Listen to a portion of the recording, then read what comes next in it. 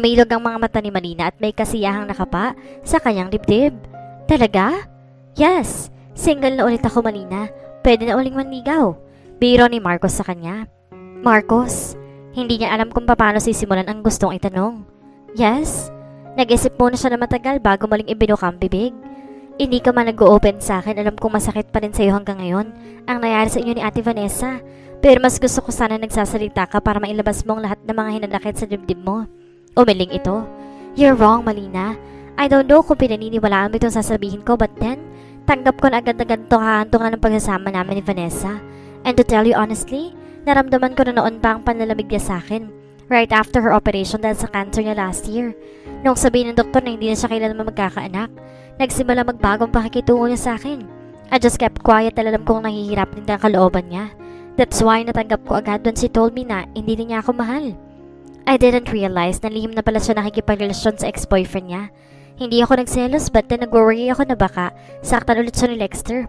When she told me about him, that's the time I felt na biglang naglaho ng natitirang pagmamahal ko sa kanya bilang asawa. I just treat her as a friend now. Lihim siya nakaramdam ng pag-asa sa sinabi nito. Ibig sabihin, may posibilidad na magkatotoo ang sinabi ni Cecil sa kanya noon na nagkakagusto na rin si Marcos sa kanya. And since I'm single now, I can easily get a new wife. Pero hindi ko na kailangan maghanap pa. Nasa harap ko na ang babaeng gusto ko maging asawa. Nagrigo doon ang dibdib niya sa sinabi nito. Napatitig lamang siya rito. Base sa ekspresyon ng mukha nito, hindi ito nagbibiro. Nang hagilapin nito ang kamay niya, lalong lumakas ang kabog ng dibdib niya. Malina, hindi naman siguro kung mahirap mahalin, hindi ba? Naumid ang dila niya. Just nod if you can't speak, sabi nito. She almost laughed, pero tumango na lang din siya. He smiled at her. Naramdaman niyang lalong humigpit ang pagkakahawak nito sa kanyang kamay. Naghiwalay lang kanilang mga kamay nang dumating ng waiter, dala ang kanilang order. Nagsimula na rin silang kumain. Halos kiligin sa paraan ng pag-aasikaso ni Marcos sa kanya. Ito pa ang naglalagay ng pagkain sa kanyang plato. Nang matapos silang kumain, bahagyang hinila ni Marcos ang upuan nito para magkalapit sila. Saka nito muling hinawakan ang kamay niya. Napakaswerte ko sa'yo at kasama kita ngayon, Marina.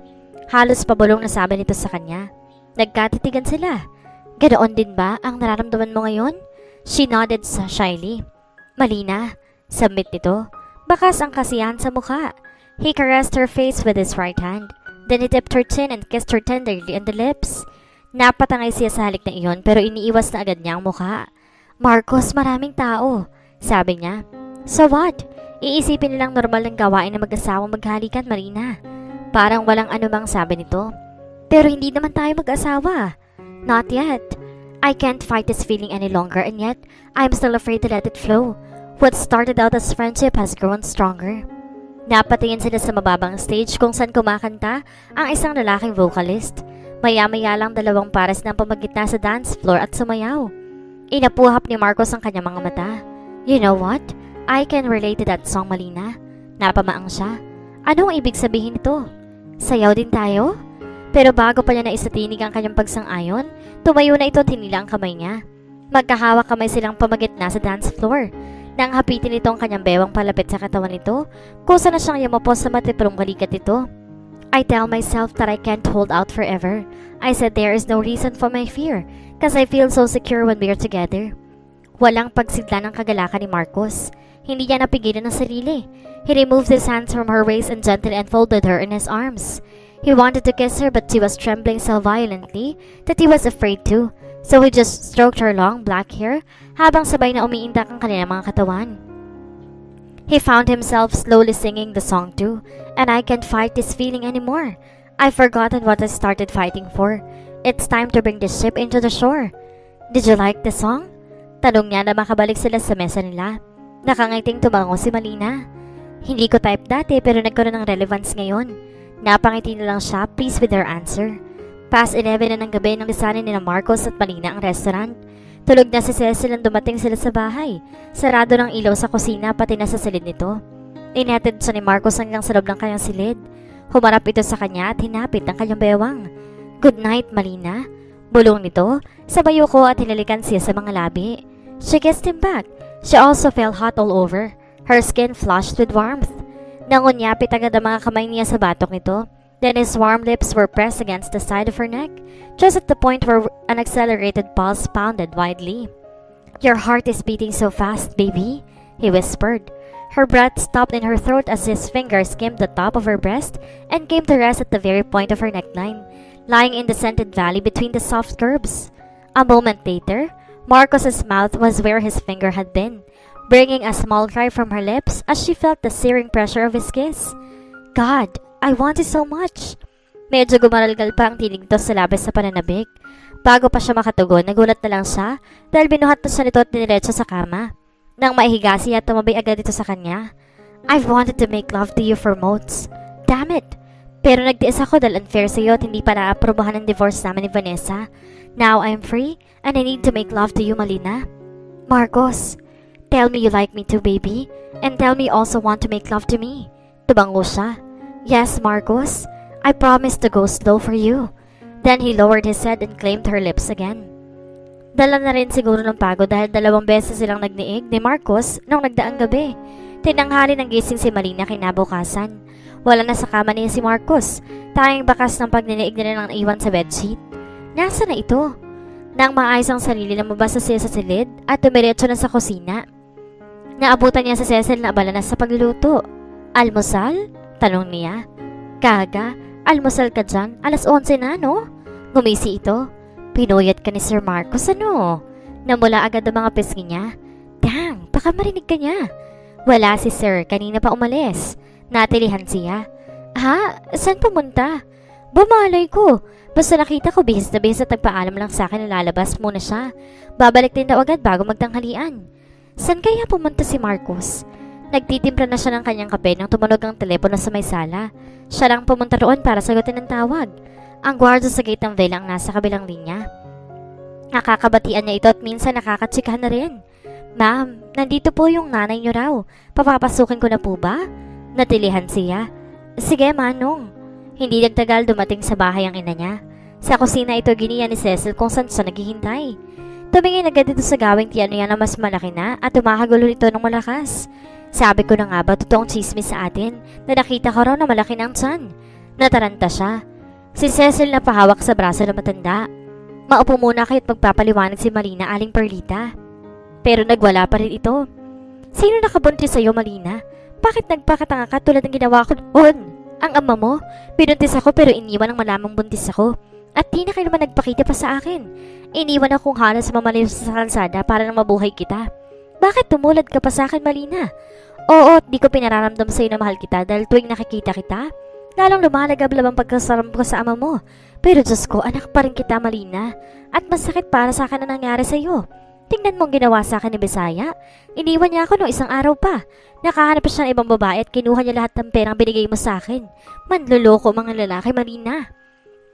Nagulat siya sa mga narinig mula sa kanyang ina. Hindi niya nakanakayanan pang emosyon. Napaiyak na siya. Ang tanga-tanga mo, Malina. Patuloy na sigaw pa nito. Sino nakabuntis sa'yo? May tumikhim sa pintuan ng kusina. Ako po ang ama ng dinadala ni Malina, Aling Perlita. Nagulat siya na makita si Marcos doon. Seryoso ang mukha nito. Natilihan siya. Bakit hindi niya narinig ang pagdating ng kotse nito? Natigil sa pagwawala ang nanay niya. Nakaawang ang mga labing napatingin kay Marcos. Pinibiro mo ba ako? Naglakad ito palapit sa kanila. Huminto ito sa harap ng nanay niya at ni Cecil. Saglit munang lumingon ito sa kanya at saka muling humarap sa kanyang ina. Ako ang ama ng dinadala ni Malina at pananagutan ko po ito, Aling Perlita. Total narito na lang tayo, hihingin ko lang sa inyo ang kamay ni Malina. Pakakasalan ko siya pagkatapos ng mga anak. Ano? Hindi ba't may asawa ka na? Divorce na kami ni Vanessa, Aling Perlita. Puro ng pagtataka ang mukha ng nanay niya nang tignan siya nito. Paano nangyari yun? Mabuti siguro sa sala na lang tayo mag-usap ni Malina. Tinungo nilang 3 sala. Si Cecil nagpaiwan na sa kusina. Magkatabi sa upuan sina Malina at ang kanyang ina. Si Marcos nakaupo sa harap nila. Gaya po ng sinabi ko kanina, gusto kong pakasalan si Malina pagkapanganak niya. Hindi dahil dinadala niya ang baby namin, kundi dahil mahal ko siya. Umawang ang labi niya. Marcos, totoo ba ang sinasabi mo? I love you, Malina. Hindi ko kailangan magsinungaling sa harap ng nanay mo. I sincerely love you and I want to marry you. Nanikip ang dibdib niya. Nang tumayo ito't nalapitan siya, sabay hawak sa kamay niya, napatayo na rin siya. Niyakap siya nito na mahigpit. You need to learn how to love me too, baby, because I love you so much and I intend to keep you forever. Mahal din kita, Marcos, noon pa. Masaya na si Malina dahil naging malapit na sila ng kanyang ina. Habang tumatagal, lalo niyang nararamdaman ang tapat na pagmamahal ni Marcos sa kanya. Madalas nilang binibisita ang ina nito. Laking tuwa rin ang huli ng ibinalita ni Marcos dito na may unawaan na silang dalawa. I knew this day would come. Mas siglang sabi nito. You two are the perfect couple. Please make your relationship work until forever, Marcos. I will, Mama. Tugon ni Marcos. Hindi ko hayaang mawala sa akin ang tulad ni Malina. I need her and our baby. Ate, kailan niyo plano magpakasal? Isang buwan pagkapanganak niya, Ma. Tataon namin sa Christmas para memorable ang wedding day namin. That would be great. Mama, kapag nasa Hong Kong na ako, ikaw na munang bahalang dumalaw-dalaw sa bahay, ha? Pakiusap ni Marcos sa ina. Of course, anak, hindi mo kailangan sabihin yun. I always be here for my future daughter-in-law and grandson. A few days later, bubalik na nga sa Hong Kong si Marcos. O ano, tingnan mo. Nagkatotoo yung sinabi ko sa'yo noon, ah. Sabi ni Cecil sa kanya. Na ano? Naalala mo ba yung sinabi ko noon na baka may makabangga ka habang nagtitinda ka, tapos siya na pala ang Prince Charming mo? Oo, pero hindi naman nangyari, hindi ba? Kaga? Anong hindi nangyari? Nabangga ka ni Ma'am Vanessa. Literal na nabangga nga lang ng kotse. At dahil kay Ma'am Vanessa, nakilala mong Prince Charming mo. O diba, kaya dapat magpasalamat ka ng malaki kay Ma'am Vanessa. Napangiti siya ng malawak. Tama ka, Dang. Napakabait talaga ni Ate Vanessa at sana masaya rin siya ngayon sa piling ni Lexter. Hindi pa ba siya tumatawag sa'yo? Umiling siya. Hindi pa eh. Yung huli nung araw na kadarating lang ni Lexter sa London. Yun lang. Baka busy, sabi nito. Teka, hindi ka ba talaga si Aling Perlita dito? Ayaw talaga eh, diba? Pinipilit siya ni Marcos ng isang araw na dito tumira. Mas gusto niya dun sa apartment kasi parang mababalo daw siya sa laki ng bahay na to pero wala namang ginagawa. Hinayaan ko na lang para naman di lagi nag-iisip at nalulungkot dahil sa panloloko ni Bisaya sa kanya. Tama ka. At saka hindi rin naman kayo magtatagal dito, hindi ba? Oo. Napunta kay Ate Vanessa itong bahay nila. Si Marcos daw mismo nagbigay nito kay Ate Vanessa para may mauuwian siya kapag narito siya sa Pilipinas. Ang gusto kasi ni Marcos pagkatapos ng kasal namin, aasikasuhin niya ang visa namin ng baby at doon na rin kami sa Hong Kong permanenteng maninirahan. Naku, ibig sabihin pala magkakalayo na tayo, friend? Syempre hindi. Baka nga kunin ka pa ni Marcos para makasama namin doon eh. Kung gusto mo, ha? Yehey! Parang batang nagtatalon ito sa tuwa. Halos every weekend umuwi si Marcos sa Pilipinas. Sabado ng umaga nasa bahay ito. Linggo ng hapon babiyahe ito pabalik ng Hong Kong. Masyado naman yata mag-asas ang ginagawa mo, honey. Sabi ni Malina ng gabing iyon habang nakahiga sila sa kama niya. Yumakap ito sa kanya. I don't care. We have the money for this, baby. Hindi ko rin naman matitiis ang sarili ko na hindi ka makita at ang pagkaki ng baby natin dyan sa tiyan mo. Pero nakakapagod din ang ginagawa mo, ha? Giit niya. No problem. Natutulog naman ako sa aeroplano kahit 30 minutes. By the way, kasama ko pala si Papa sa pag-uwi dito next month. Gusto niyang narito siya sa araw ng panganganak mo. Napangiti siya. Mabuti naman. And by the way, may kinuha na rin akong wedding planner. I want it to be a big wedding. Mas magandang maumpisan ngayon dahil only 2 more months, ikakasal na tayo. Na-excite siya. Wala na bang bawian? Biro niya. No way. At hindi ka rin pwedeng umatras pa. Hahanapin pa rin kita kahit sang sulok ng mundo ka magtago. Pagkasabi noon, sinil siya nito ng halik sa leeg. Napasigaw siya na makitili sa paghalik nito. A moment later, tumahimik ng bawat sulok ng silid. 10 more days to be exact, nakatakda ng mga anak si Malina. 2 days before her due date, darating si Marcos kasama ang ama nito. Excited rin siya dahil for the first time, makikita niya sa personal ang ama ni Marcos. Maraming beses na rin niya ito nakausap sa telepono at sa tinig pa lang magaan na agad ang loob niya sa future biyanan niya. Nasa loob siya ng kanyang silid bandang alas 10 ng umaga dahil medyo sumasakit ang tiyan niya dahil sa paggalaw ng baby niya. Nakahiga lang siya habang nanonood ng TV. Maya-maya narinig niyang may kumatok sa labas ng pintuan. Pasok ka, Dang! Pasigaw na sabi niya. Bumukas ang pinto at ang lalaki mga mata niya dahil hindi si Cecil ang naroon kundi si Vanessa. Napabangon agad siya. Hindi lang siya nagulat sa sorpresang pagdating ni Vanessa kundi sa ayos ito at sa mga pasa at sugat sa mukha. Tarantang bumaba siya sa kama at nilapitan to. Ate Vanessa, ano nangyari sa'yo? Mangiyak-ngiyak na tanong niya. Sa halip na tumugon, humagulhol to ng malakas at yumakap ng mahigpit sa kanya. Nagkukwento ito pagkatapos mahimasmasan. 3 months pa lang kami sa London. Napansin ko nagbago ng pagtrato ni Lexter sa akin. Madalas siya hindi umuwi sa bahay. Kinutuban na ako. Pinatsagan ko ang bawat galaw niya at nahuli ko siyang may karelasyon. Ibang babae. Sinugod ko sila sa mismong apartment ng babae at sa galit ni Lexter sa akin, sinaktan niya ako.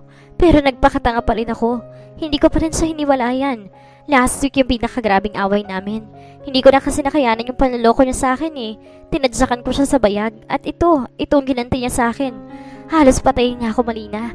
Kung hindi pa sumaklolong kapitbahay naming Pinoy din, baka malamig na bangkay na ako ngayon. Nanikip ang dibdib niya sa kwento nito. Hinayaan niyang matulog ito sa kama sa loob ng master's bedroom. Sa loob ng ilang buwan mula nang huli niya itong makita, malaki ang inihulog ng katawan nito.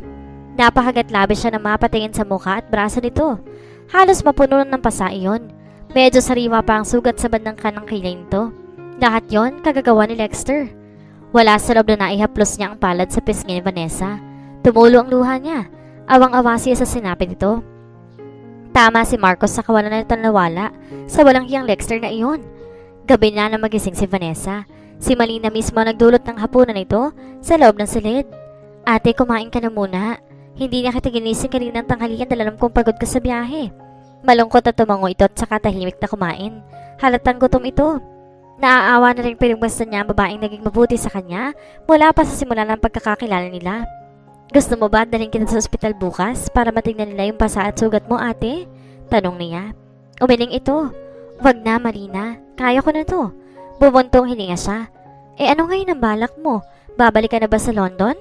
Napatiimbagang ito. Hindi ko na gusto makita pa si Lexter. God, ang laki kong tanga. Malina, pinagpalit ko ang napakabait kong asawa sa walang hiyang yun. Napalunok siya. May kabang babangon sa dibdib niya. Hanggang ngayon kasi walang alam si Vanessa tungkol sa kanila ni Marcos. Hindi na rin naman kasi nakikipag-communicate ito sa dating asawa mula nang maprobahan ng divorce ng mga ito. Akmang ibubuka na niya ang bibig para ipagtapat kay Vanessa ang tungkol sa kanila ni Marcos na magsalita ulit ng babae. Kung kinakailangan lumuhod ako sa harap ni Marcos para tanggapin ulit niya ako, gagawin kong Malina. Habang sinasaktan ako ni Lexter noon, naiisip ko si Marcos. God, please, help me pray na mapatawad sana ako ni Marcos, Malina. Para makapagsimula ulit kami ng bagong buhay. I need him in my life, lalo na ngayon. Humagulhol ito ng malakas. Napakagatlabi siya. Tumulo ang luha niya ng mga sandaling iyon. Noong nakahiga na siya sa kanyang kama, halos mabiyak ang ulo niya sa kakaisip kung paano haharapin ang problema niya ngayon dahil kay Vanessa. Nilalagnat si Ma'am Vanessa. Imporma ni Cecil kay Marina ng pasukin sa nito sa loob ng silid niya ng umagang iyon. Mabuti pa dalhin na natin siya sa ospital. Masama ang kutob ko. Grabe nangyari sa kanya eh. Ayaw niyang pumunta sa ospital pero pilitin natin. Mabuti na lang hindi na tumanggi si Vanessa nang sabihin niyang dadalhin nila ito sa ospital. Labis ang pangihina ng katawan nito. Tumawag ng taxi si Cecil at sa kanila isinugod sa Asian Hospital ang babae. Na-admit agad ito roon. Sinuri ng doktor at kinuhanan pa ng x-ray. May fractured bone sa ikalawang braso niya and her left cheekbone. Umiiling na sabi ng doktor kay Marina. Yun ang dahilan kung bakit nilalagnat siya ngayon. Bakit hindi mo pa itawag kay Sir Marcos? Tanong ni Cecil na magkasarinan sila. Matigas ang naging pag-iling niya. Wag muna, Dang. Kaya pa naman nating alalayan si Ate Vanessa eh. Pero kailangan di malaman ni Sir ang nangyaring ito kay Ma'am Vanessa, Malina. Susme, 7 taon sila naging mag-asawa, tiyak na kahit papaano, may concern pa rin naman si Sir Marcos kay Ma'am... Yun ang akin natatakot ko eh. Napaiyak na siya. Dang natatakot ako na baka kapag nakita ni Marcos si Ate Vanessa, maawa siya at maramdaman niya na mahal pa pala siya sa Ate Vanessa. Takot din ako at lalo pang gusto makipagbalikan ni Ate Vanessa sa kanya. Diyos ko, hindi ko yata kakayanin na mawala si Marcos sa akin, Dang. Hindi ko alam ang dapat kong gawin. Naunawaan naman ito ang problemang pinagdaraanan niya. Niyakap na lamang siya nito. Kinagabihan umuwi siya sa bahay. Si Cecil na lang ang naiwan para magbantay sa ospital. Bandang alas 9 ng umaga siya nagising. Naghahanda na siya ng kanyang almusal nang dumating ang kaibigan niya. Marina, nasa ospital si Sir Marcos. Pagbabalita nito. Ha? Paano niyo nalaman ng tungkol kay Ate Vanessa? Itinawag daw ng isang doktor sa Asia na common friend nila. Mabilis na bumiyahe dito sa Sir Marcos. Naging mabilis ang pagkilos niya. Nagbihis agad siya at pumunta sa ospital. Papasok pa lang siya sa pinto ng private room ni Vanessa na marinig niya ang tinig ng mga ito sa loob ng silid. Medyo nakaawang kasi ang pinto kahit narinig niya ng malinaw ang galit na tinig ni Marcos. Hindi ko mapapatawad ang Lexter na yan, Vanessa. God, I will kill him kapag nakita ko siya. Inaalagaan kita nun tayo pa and we've been together for 7 years. Paano niya nagawa ito sa'yo? It was all my fault, honey. Umiiyak naman sabi ni Vanessa. Napakalaki kong tanga na nagawa kita ipagpalit sa kanya. Please forgive me, Marcos. I still love you. Ikaw pa rin ang gusto ko makasama habang buhay. Nanlamig ang buong katawan niya sa narinig. Halos mabiyak ang puso niya ng mga sandaling iyon. I've forgiven you already, Vanessa. I want you to know na hindi ako kailanman nagtanim ng galit sa iyo. You're still in my heart and... Natutok ni Malina ang bibig. Saka patakbong lumayo na ng silid na iyon. Tumulo ang kanyang mga luha. Bakit ba hindi ka pa umuwi sa Hillsboro? Nababahalang tanong ng nanay ni Malina sa kanya. At bakit ayaw mong sagutin ang mga tawag ni Marcos sa iyo? Nay, iwan mo na lang muna ako please, sabi niya. Sumasakit ang tiyan ko. Matutulog na po muna ako. Umiling na iniwan siya nito sa silid. Pagkaalis niya kaninang umaga sa ospital at marinig ang pag-uusap ni Marcos at Vanessa sa private room ng huli, doon na siya sa apartment ng inadumiretso. Mula kaninang umaga wala nang tigil ang pag-iyak niya. Magtatakip silip nang huminto na rin ang pagtawag ni Marcos sa kanya dahil halos may 30 missed calls na ito sa cellphone niya. Napagod na rin marahil sa kakatawag sa kanya. Hindi rin siya kumain ng hapunan kahit pampaborito niyang tinolang manok ang iniluto ng kanyang ina. Dala na rin marahil ang pagod sa kakaiyak at kakaisip buong maghapon, nakatulog agad siya. Hating gabi na magising siya dahil sumisipa na naman ang baby sa tiyan niya. Nanlaki ang mga mata niya dahil nasa gilid ng kama niya si Marcos. Marcos! Walang kangiti-ngiti ang mukha nito, nakababakasan ng pagod. Anong kalokohan ba nangyayari sa iyo, Malina? Ano bang problema mo at hindi mo sinasagot ang tawag ko? Sabi nito sa nanunumbat na tinig. Napatungo siya sa napakagat-labi. Narinig ko pag-uusap niyo ni Ate Vanessa sa kwarto niya kaninang umaga. Mahal ka pa rin niya. At narinig kong sinabi mo sa kanya na nasa puso mo pa rin siya. Mahal mo pa rin siya kahit na inalok mo na ako ng kasal. Oh damn! He muttered harshly sabay tayo. My God, Malina, yun ba ang iniisip mo? Bakit di ka tumuloy sa loob since nakalapit ka na rin lang? Para narinig mo sana sinabi ko sa kanya na nasa puso ko pa rin siya. Pero nananatili na lang siyang isang importanteng tao sa buhay ko na hindi ko makakalimutan at hindi ko kailanman pababayaan. Na may mahal na akong iba at ikaw yun. Nanlaki ang mga mata niya. Totoo ba? Iyon ang mga sinasabi mo? Yes, he snapped. Pinagtapat ko kay Vanessa na nagmamahal na tayo. Na pagkapanganak mo'y magpapakasal na tayo. She was shocked, yes. Medyo nasaktan sa nalaman pero agad niya ring tinanggap ang relasyon natin, Malina. Na mas deserving ka raw sa kanya para sa akin. She wished us luck, that's all. Hindi raw niya pwedeng agawin sa akin dahil napakabait mo sa kanya at ayaw saktan ang kalooban mo. Natutop niya ang bibig. May kakaibang kasiyahan na siyang naramdaman sa kanyang dibdib. Bumaba siya sa kama at lumapit dito. Mahal mo talaga ako? Mahal na mahal. Niyakap siya nito na mahigpit. Mahal na mahal kita. Tandaan mo yan. At hindi ako masamang tao para talikuran ko rin agad si Vanessa. Gayong kailangan niyang tulong natin. That's why we need to help her as much as we can. Her lips curved into a thin smile, a joyful triumph. Yes, baby. Yes. And I love you too. Hindi ko na ulit pagdududahan pa pagmamahal mo sa akin. Dapat lang. Umiti ito at saka niyakap siya na mas mahigpit pa. Nasa kalagitnaan sila ng pagyayakapan nila nang biglang sumakit ang tiyan ni Malina. Manganganak na siya. Nang mapansin ni Marcos na nangyayari, aligaga ang binata at hindi malaman kung alin nga ba ang uunahin. Kahit nakaramdam ng sakit, hindi magawang mapangiti ni Malina dahil noon pa man, nagpa-practice si Marcos sa kung anong gagawin sakaling manganak na nga siya. At tila nakalimutan yata lahat ni Marcos ang pinractice nito. Makalipas ang ilang oras pa, ligtas na nagsilang ng sanggol si Malina. Not just one, but 2 healthy baby boys. Nagulat man ay mas lalo naging masaya ang mga taong nakapaligid sa kanila, maging sina Malina at Marcos. Tunay ngang hindi natin masasabi ang kapalaran. At dito na po nagtatapos ang kwentong pag-ibig ni Malina at Marcos.